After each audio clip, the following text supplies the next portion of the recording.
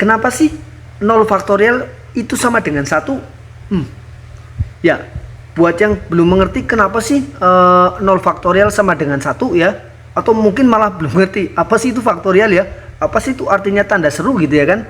Nah, tanda seru itu faktorial artinya ya. Jadi faktorial itu kayak gini nih, misalkan kalau 5 faktorial itu artinya 5 dikali 4 dikali 3 dikali 2 kali 1. Jadi perkalian bilangan asli gitu ya. Ya, dari bilangan itu ya sampai 1, atau perkalian bilangan asli dari 1 sampai bilangan tersebut gitulah ya. Jadi kalau misalkan 10 faktorial yaitu 10 kali 9 kali 8 sampai kali 2 kali 1 gitu ya. Oke. Nah, terus kalau begitu 1 faktorial kan juga berarti sama dengan 1 gitu ya kan. Ya kalau 2 faktorial, oke, saya mundur pelan-pelan ya. Kalau 2 faktorial kan berarti 2 kali 1 ya. Nah, sama dengan 2 hasilnya. Kalau 1 faktorial ya kan sama dengan 1 gitu ya kan. Nah, kalau 0 faktorial kenapa kata orang ya ini 0 faktorial sama dengan 1? Bukan kata orang saja sih ya, di buku-buku juga begitu ya. Ya, oke, jawaban singkatnya adalah ya memang karena didefinisikan seperti itu. Nah, tapi cuma gitu aja. Terus alasannya gimana? Ya, memang ada alasannya ya.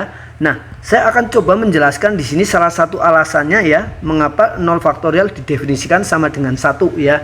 Jadi, kita akan menggunakan pendekatan dari permutasi, konsep dari permutasi.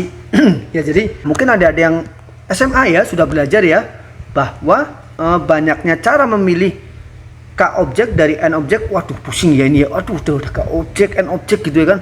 Jangan pakai K sama N lah, pusing Pak. Ya, oke deh, pelan-pelan ya. Misalkan nih, kita pelan-pelan pakai cara yang konkret gitu ya. Misalkan kalau ada 6 orang ya. Wah, konsepnya dulu ya, saya jelaskan dulu ya. Misalkan ada 6 orang nih, yaitu si A, B, C, D, E, dan F gitu ya kan.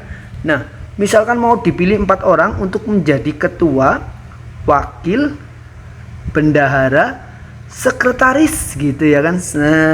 Nah, misalkan dipilihnya 4 orang ya untuk menjadi ketua, wakil, bendahara, dan sekretaris. Tentunya nggak boleh ada orang yang dipilih lebih dari 1 jabatan ya, nggak boleh ya. Waduh, itu rangkap jabatan namanya ya. Nah, coba berarti berapa banyak cara untuk memilih ketua? Betul, ada 6 cara. Bukan berarti ketuanya ada 6 ya. Ketuanya 1 tapi ada 6 cara, yaitu bisa si Andi ya, si A ya, bisa si A, si B, si C, si D, atau sampai si F. Pilihannya ada 6 ya. Nah, sehingga nih banyaknya cara ada 6 gitu ya kan. Terus kalau ketuanya udah dipilih, wakilnya ada 5. Pokoknya selain orang yang sudah dipilih ya. Contohnya si A nih ya. Kalau A udah jadi ketua, yang boleh jadi wakil ya si B, si C, si D, si E, atau si F. Jadi masing-masing ada 5 pilihan. Ini juga ada 5 cabang nih ya. Nah, gitu ya kan. Nah, makanya 5 tambah 5 tambah 5 tambah 5 sebanyak 6 kali ya. Ini berarti banyak cara sampai sini 6 kali 5 gitu. Terus banyaknya bendahara, banyaknya cara memilih bendahara, masing-masing karena sudah ada 2 orang dipilih ya ada 4 kemungkinan ya kan. Ini juga nanti ada 4 juga nih. Nah, makanya ini 4 tambah 4 tambah 4 dan seterusnya sampai sebanyak 30. Berarti ini 6 kali 5 kali 4 ya. Nah, sekretaris sudah tahu lah ya, berarti tinggal dikali 3. Nah, oke. Wah, ngitungnya banyak ini. Nah, ini padahal baru cuma 6 orang dipilih 4 orang ya kan. Gimana kalau 20 orang dipilih misalkan 13 orang? Wah, banyak banget ya ngitungnya ya. Nah, kemudian orang berpikir nih, orang-orang matematika nih, gimana biar bisa menghindari hitungan gitu ya kan. Oh, kalkulator Pak. Oh, itu mah zaman dulu ceritanya belum ada kalkulator ceritanya ya. Nah, terus gimana caranya? Menggunakan notasi ya kan. Notasinya gimana ya kan. Ini misalkan kalau nggak mau ngitung caranya gimana.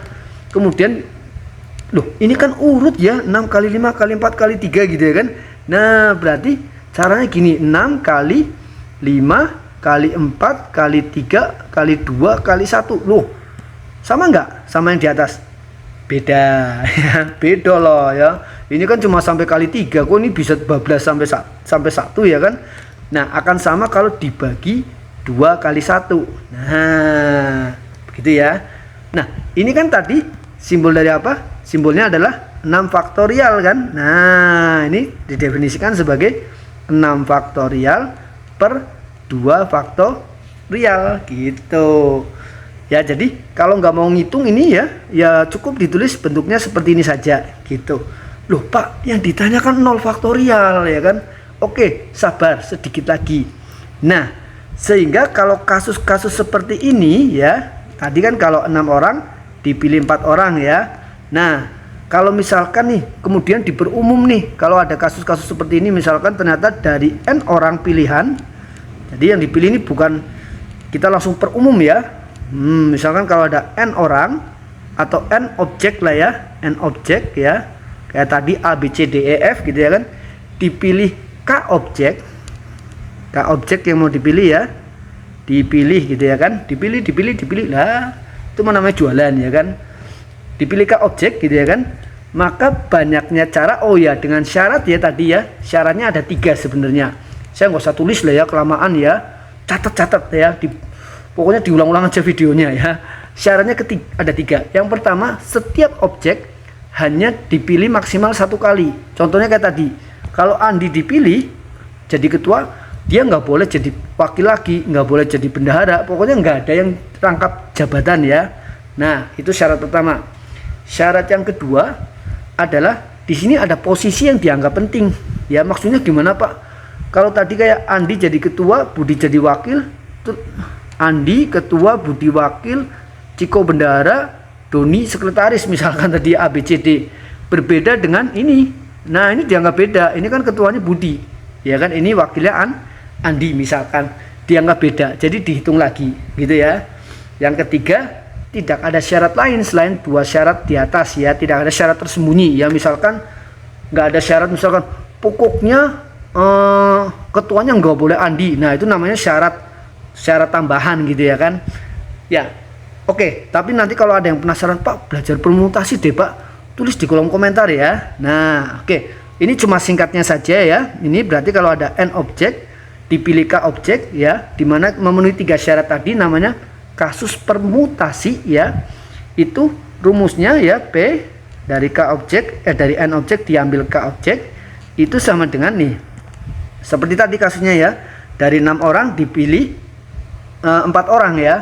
Itu sama dengan, ini kan 6 faktorial itu dari mana? Dari banyaknya N objek ya kan, faktorial dibagi. Nah, 2 faktorial ini sebenarnya dari mana nih? 2 nih. 2 itu sebenarnya kan sisa yang tidak dipilih justru ya kan. Kan pilihan yang dipilih kan ada 4. Nah, ini juga berarti sisanya yang nggak dipilih adalah yang tadinya sebanyak N dipilih K, berarti N dikurang K faktorial. Oke, sampai sini dulu ya. Sudah paham ya? Kalau ada yang bingung terus pengen belajar lebih serius permutasi, jangan lupa tulis ya di kolom komentar ya. Nah, oke, sampai sini kelanjutannya adalah, Pak, 0 faktorial panjang banget ini Pak.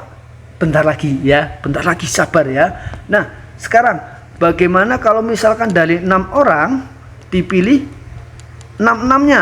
Nah, dipilih 6 orang juga ya. Semuanya dipilih ya untuk jadi ketua tadi ya, wakil, bendahara ya, sekretaris misalkan, terus apalagi misalkan apalagi ya, petugas 1 gitu ya, petugas kebersihan gitu ya, terus petugas absen misalkan ya, absensi gitu ya, absensi. Nah